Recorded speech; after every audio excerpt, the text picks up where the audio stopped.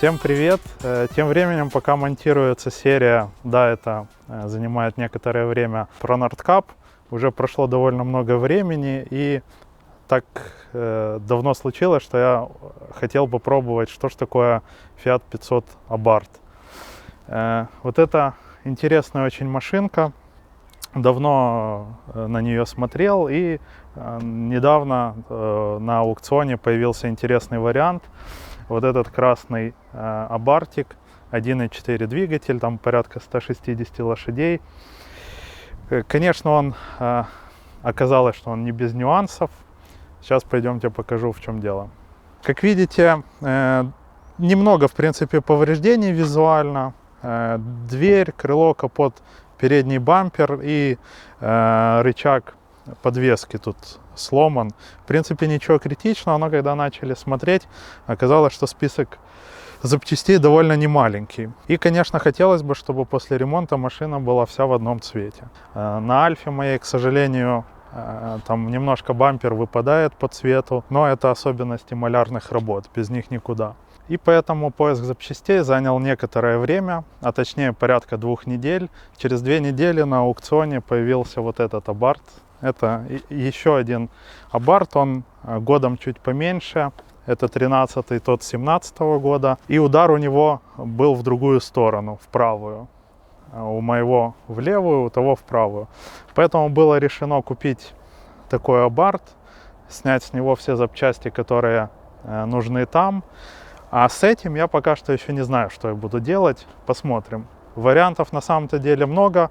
Вы можете предложить свои в комментариях. Все комментарии я читаю, всем отвечу. Из вариантов это его просто восстановить. Из него можно сделать европейский Abarth, то есть поменять оптику, бампера и переднюю оптику и бампера. Или, может быть, сделать из него трековый Abarth.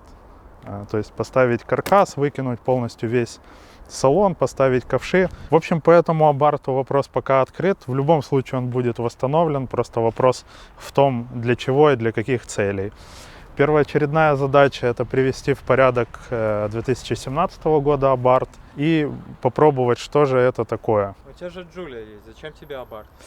Хороший вопрос. Многие когда узнали, что я купил себе Abarth, а потом еще один Abarth, задавали такой же вопрос. И хочется сказать, что при всей мощности Джулии иногда хочется просто какую-то боевую машинку, как Abarth, на ручке. В Джулии мне действительно очень не хватает ручной коробки передач. Очень хочется попробовать, как же эти 160 сил едут на ручке. Итак, из планов на сегодня. Нам нужно завести Abarth, этот и тот, потому что они оба продавались как машины, которые не заводятся. Предварительно я подготовил аккумулятор заряженный, плюс есть еще Джулия, если вдруг не хватит мощности этого аккумулятора, есть провода. И по этим двигателям есть нюанс, что после долгой стоянки может быть такое, что они не заведутся, как делают эти Abarth сейчас. То есть они просто крутятся и ничего не происходит. Такое ощущение, как будто нету компрессии. Все дело в том, что из-за установленного мульти-эйра блока масло все вытекает в поддон. В блоке мульти-эйр нету давления, а блок мульти-эйр отвечает за управление клапанами, за открытие, закрытие. И, естественно, он не может этого сделать. Поэтому для того, чтобы попробовать его завести, надо будет грамм 100 масла залить в головку через обычное заливное отверстие и попробовать его покрутить. Чем мы сейчас и займемся. Okay.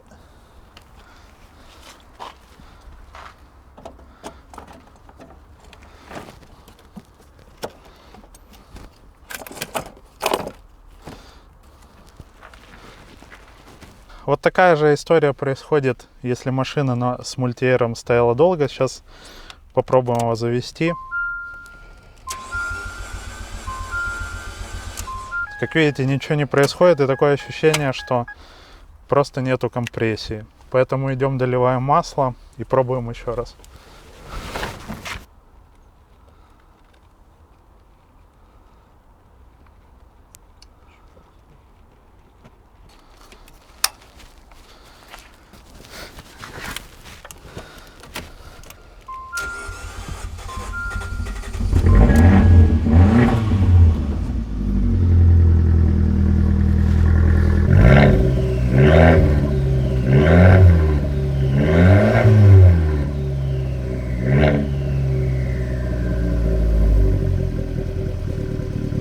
Так, первый завелся. Вроде все с ним нормально, пока что никаких таких существенных проблем на экране нету. Потом я уже почитаю ошибки, посмотрю, что ему нравится, что не нравится. Но в целом двигатель работает нормально. То есть, как видите, машина попала, по крайней мере, на аукцион в ноябре. И, скорее всего, с того момента она не заводилась. А может быть, еще несколько месяцев вот с момента аварии. То есть машина стояла стационарно, и получается, что нужно вот эту операцию с маслом провести, но в целом машина завелась без каких-либо проблем, то есть все четко, все работает, даже двигатель более или менее ровно работает. Ну, конечно же, из-за стоянки он немножко еще подтраивает, но это для этих двигателей нормально, ему нужно дать, как говорится, под хвост, и все наладится.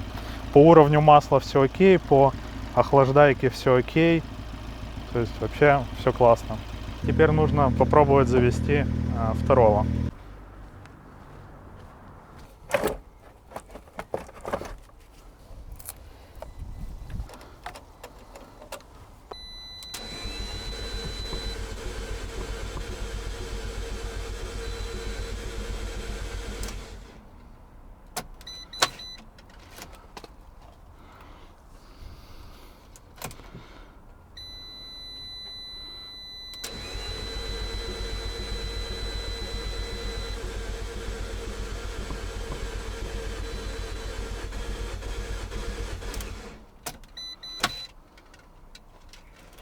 Сейчас дадим передохнуть.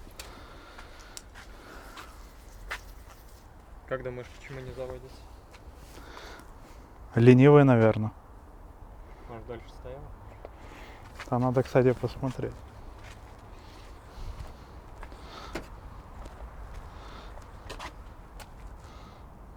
Ну этот вообще с сентября стоит. Он не заводился. Да, то есть и еще когда он попал, неизвестно. Почти год не заводился. Ну да, почти год.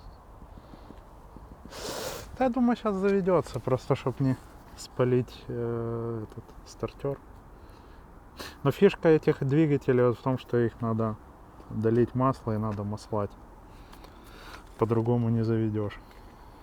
Тут интеркулер один разбит. И получается, то, что турбина качает, оно... Хотя... Да нет, должен завестись, наверное. Не, ну он пытался. Он сначала холостой, потом начал прихватывать чуть-чуть. Сейчас посмотрим.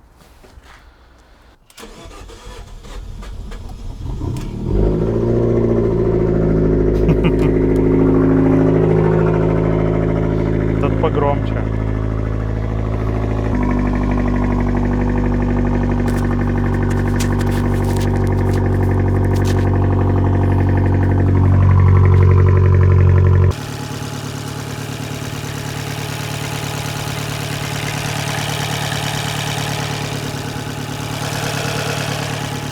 За что я еще люблю покупку машин с Америки, это, конечно, за сюрпризы, которые иногда в них находишь. Вот, например, в этом Фиате, Абарте точнее, монетки и остатки фастфуда.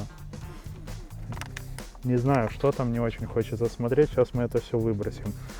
И пойдемте посмотрим, что же лежит в том Фиате. Так, здесь в этой машине куча хлама, какие-то подушки, какие-то непонятные вещи. И вот самое такое неприятное, это находится на пассажирском месте. Скорее всего, владелец, я так понимаю, был диабетиком. Ну и есть, наверное, еще. И в машине находится куча шприцов. Такое неприятное иногда случается, но без этого никак. В общем, порылись немножко в машине, нашли, во-первых, имя прошлого владельца, и я нашел его телефон и имейл, что самое интересное, его резюме здесь. Вот, поэтому попробую связаться с ним, интересно узнать, что случилось с машиной, и интересно будет узнать его реакцию, когда он увидит некогда свою машину, что она не отправилась на металлолом, а будет ездить еще где-то за 1000 километров от него. Я как раз пишу владельцу, по номеру нашли его в WhatsApp. Сейчас попробуем ему написать, что он ответит. Ну, банально, hi from Ukraine. Мы купили его машину. Итак, оба абарта завелись. Как слышите, тот еще греется. Сейчас подождем, пока двигатель нагреется, заглушим. Этот уже прогрет. То есть, в принципе, по технической части проблем никаких не будет. В ближайшую неделю-две их будут собирать. Я, честно говоря, не уверен, получится ли у меня присутствовать на процессе ремонта.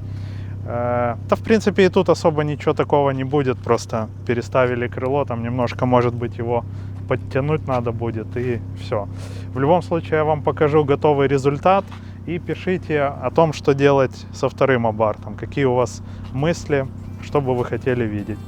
Всем спасибо за просмотр. Пока.